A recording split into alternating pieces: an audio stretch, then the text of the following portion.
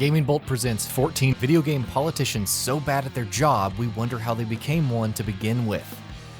Who are the worst possible politicians in video games? Why did they garner the support that they did?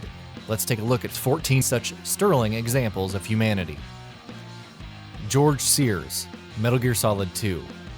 George Sears, also known as Solidus Snake, is the 43rd President of the United States in Metal Gear Solid 2 Sons of Liberty.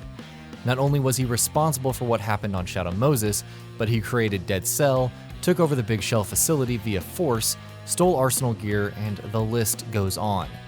Yes, he was actually battling the Patriots, but we're pretty sure that becoming a terrorist and kidnapping the new president, James Johnson, is not the best way to fix that. Michael Wilson, Metal Wolf Chaos. The Vice President of the United States has initiated a coup. What's the president to do? If you answered, hop into a giant mech and battle for the country, then Michael Wilson is your new best friend. The circumstances see Wilson dealing with the army betraying him and fighting terrible returning measures like slavery. But Wilson's sole way of fixing things is charge in and hope for the best. Also, it says something when he prefers doing pretty much everything by himself. The boss, Saints Row 4. When the president has stripper poles installed, you know things are going to go bad. Along with an increasingly sociopathic nature, the boss in Saints Row 4 is all about bad decisions. Heck, he or she even gets called out by her homies for these reckless actions. This is after the Earth is destroyed by aliens, by the way. Nice work, boss. Rufus Shinra, Final Fantasy VII. Though it started as a power company, Shinra grew to become a powerful force in every aspect of life, especially politics. Much can be said about Rufus Shinra, the vice president and the president's son who wants the company for himself. When he does become president, Rufus doesn't try reforming Shinra. No, he just pushes even more for the promised land, to the extent that the weapons awaken and must be fought. Rufus does attempt to make amends in the film Advent Children, but it's easy to forget how much of a jerk he was in Final Fantasy VII. M. Bison, Street Fighter. Bison is more of a would-be dictator and he shows some political prowess. Along with managing Shadowloo and convincing his old enemies to work with him, Bison does crazy things like constructing 7 satellites to cause power outages around the world in Street Fighter V. With all of the micromanagement, resources, and political clout that he possesses, you'd think Bison would actually be successful in his endeavors, but no, time and time again his plots are foiled. Andrew Ryan, BioShock. Founding Rapture on the ideals of objectivism, free thinking, and capitalism, Andrew Ryan eventually devolves into a cruel leader. Not only did he allow the sale of plasmids, but he brings all of the industries under his rule, kills opponents who disagree with his ideology, uses pheromones to control the population, and even creates the Little Sisters. Ryan basically subjects little girls to physical and mental changes to harvest Adam within their bodies. Ugh.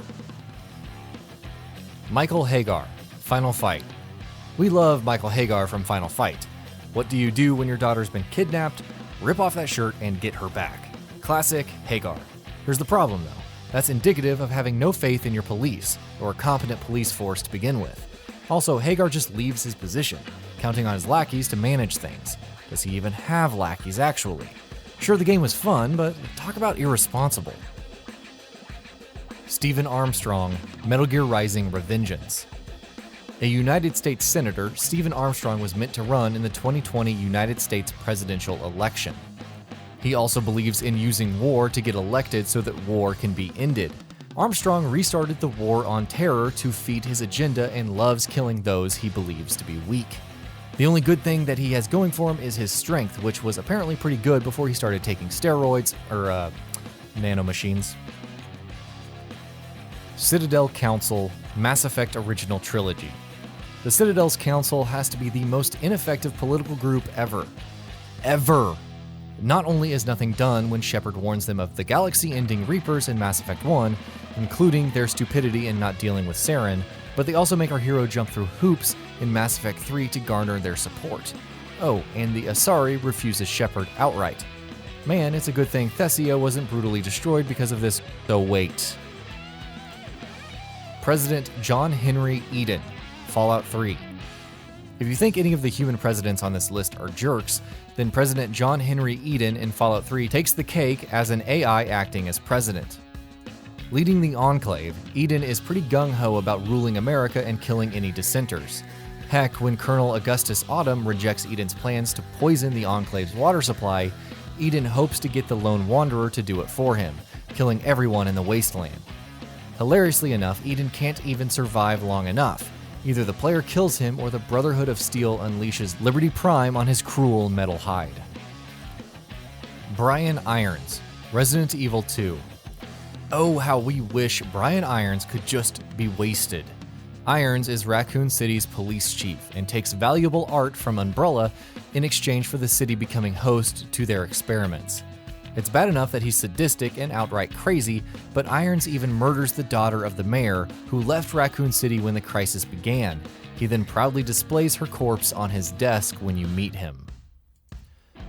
Jock Cranley and Sue Murray, GTA 5. Cranley loves the National Rifle Association and hates immigrants. Murray is all about taxes. Then again, Cranley also killed his wife by throwing her off of a cliff. Both share those horrifying plastic smiles, so really, pick your poison. Senator Alfred Woden, Max Payne.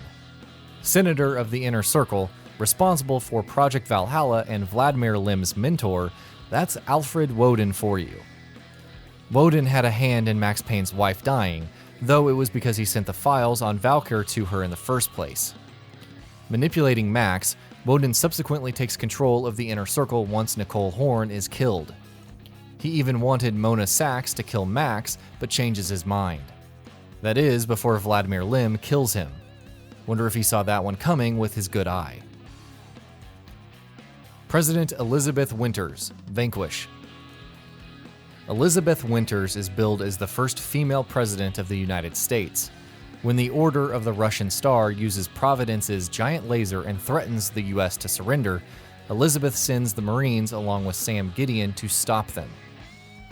Sounds fine, except for the part where Elizabeth is actually working with the Order.